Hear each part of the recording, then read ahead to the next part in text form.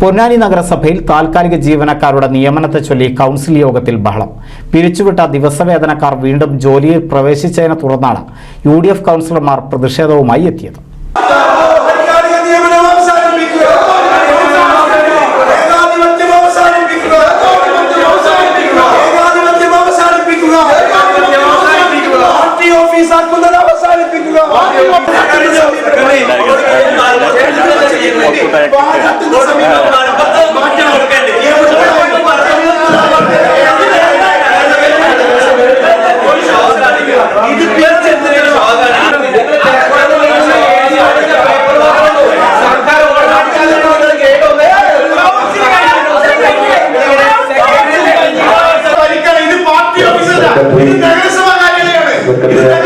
ഇവിടെ ആക്ടും ചട്ടമൊക്കെ ഉണ്ട്. ഇവിടെ സാധാരണക്കാരൻ ഒരു സ്ക്വയർ ഫീറ്റ് നിന്ന് മാറി അവരുടെ വീടിന്റെ പ്ലാൻ ഒന്ന് വരച്ചു കൊടുത്താൽ എത്ര വട്ടം നടക്കണം?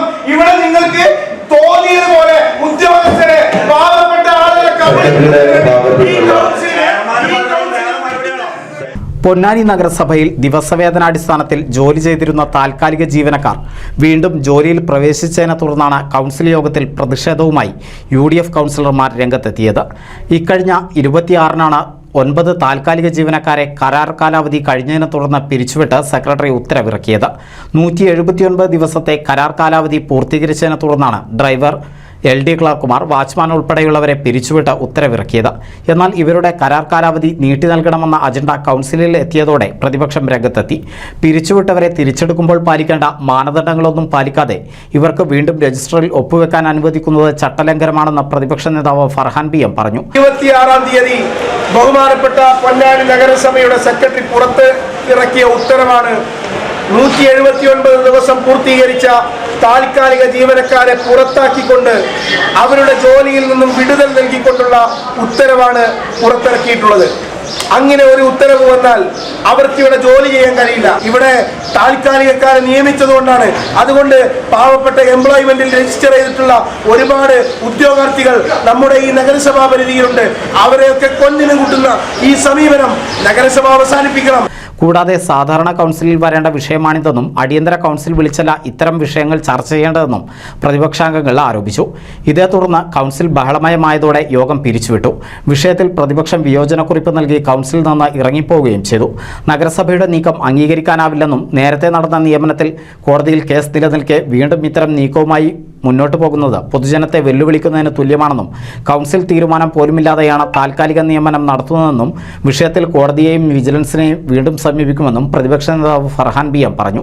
അതേസമയം 179 ദിവസത്തിൽ കൂടുതൽ ദിവസവേതനക്കാരെ വെക്കാൻ കഴിയാത്തതിനാൽ കൗൺസിൽ തീരുമാനപ്രകാരം ഒരു ദിവസത്തെ അവധി നൽകി കാലാവധി നീട്ടി നൽകുകയാണ് പതിവെന്നും ഈ ക്രമം പാലിക്കുക മാത്രമാണ് ചെയ്തതെന്നും നഗരസഭാ സെക്രട്ടറി S. സജിറൂൺ പറഞ്ഞു.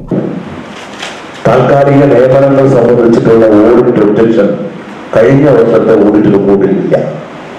എന്തുകൊണ്ടാണ് അത് അപ്രത്യക്ഷമായത്? ഇതുമായി ബന്ധപ്പെട്ട് കുറെ നിയമനം, 2 തരത്തിലുള്ള നിയമനങ്ങളാണ് നഗരസഭയിൽ നടത്താൻ കഴിയുന്നത്. ഒരു കരാറടിസ്ഥാനത്തുള്ള നിയമനങ്ങൾ. കരാറടിസ്ഥാനത്തുള്ള നിയമനങ്ങൾ നടത്തുന്നത് 1 വർഷത്തേക്കാണ്. അത് എഗ്രിമെന്റ് വെച്ചിട്ട് നടത്തുന്ന നിയമനങ്ങളാണ്. അത് കഴിഞ്ഞതിന് ശേഷം പിന്നീട് നമ്മൾ നടത്തുന്നത് ഡെയിലി വേജസ് ഉള്ള അല്ലെങ്കിൽ ദിനവേതന ഉള്ള ജീവനക്കാരെയാണ് നമ്മൾ വെക്കാൻ കഴിയുന്നത്.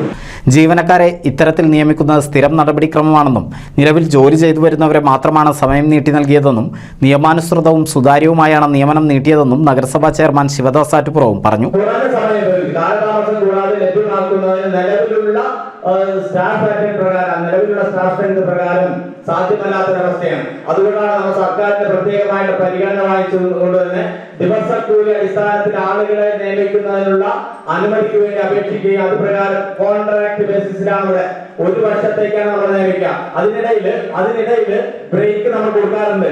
നോർമൽ കേസിൽ 1 മാസത്തെ ശമ്പളം നമ്മൾ എഴുതുമ്പോൾ അവർക്ക് 14 ദിവസം കഴിഞ്ഞ ബ്രേക്ക് പ്ലസ് അത് കഴിഞ്ഞ 15ാമത്തെ ദിവസം മുതൽ വീണ്ടും 14 ദിവസം ആ രീതിയിലാണ് നമ്മൾ ശമ്പളം.